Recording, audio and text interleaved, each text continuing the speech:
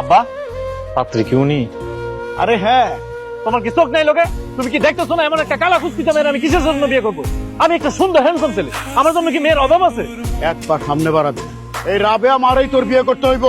কি ব্যাপার, আপনি ব্যাগে জামা কাপড় ঢুকে দিচ্ছেন কেন?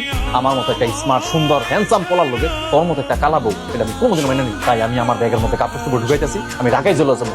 আমার কাছে কি বিয়ে হয়েছে? আজকে আমাকে বাসর ঘর, আর আজকে আপনি আমার ছেড়ে চলে যাবেন।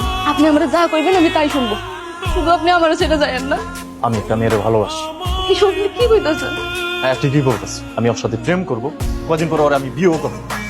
তুই এই ব্যাপারে কোনো আপত্তি করতে পারবি? বৌমা সকালে ঘুম থেকে ওইটা সব কাজ করছে, নিজের হাতে নাস্তা বানাইছে, আর সবজিটা এত মজা হয়েছে।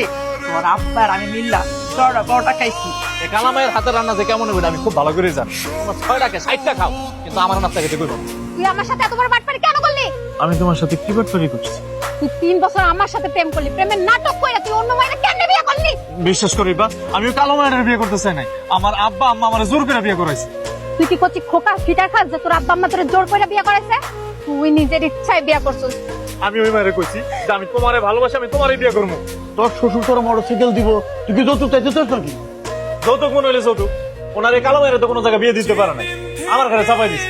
আমি কি ওই কালো মায়ের লোকে বাংলা বাংলা সংসার করবো না? এত টাকা দিয়ে আমি তোমার কেমনে হুন্ডা কিনে দিব বাবা? এইসব কথা শুনে তো আমার কোনো লাভ নাই।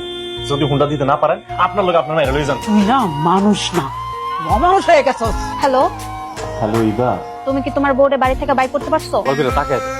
ওর গালের মধ্যে একটু একটু চেহারা দেখতে পাচ্ছি। এবার বুঝছো কেন আমি এবারে এত ভালোবাসি, এত পছন্দ করি, আর কেন করে দেখতে পারি না? এত সুন্দর আমার একটা গার্লফ্রেন্ড থাকতে তোর মতো এরকম কালা পেতনের লোক আমি কোন দুঃখে সংসার করবো? ঠিকই কইছেন, আসলেই উনি অনেক সুন্দর।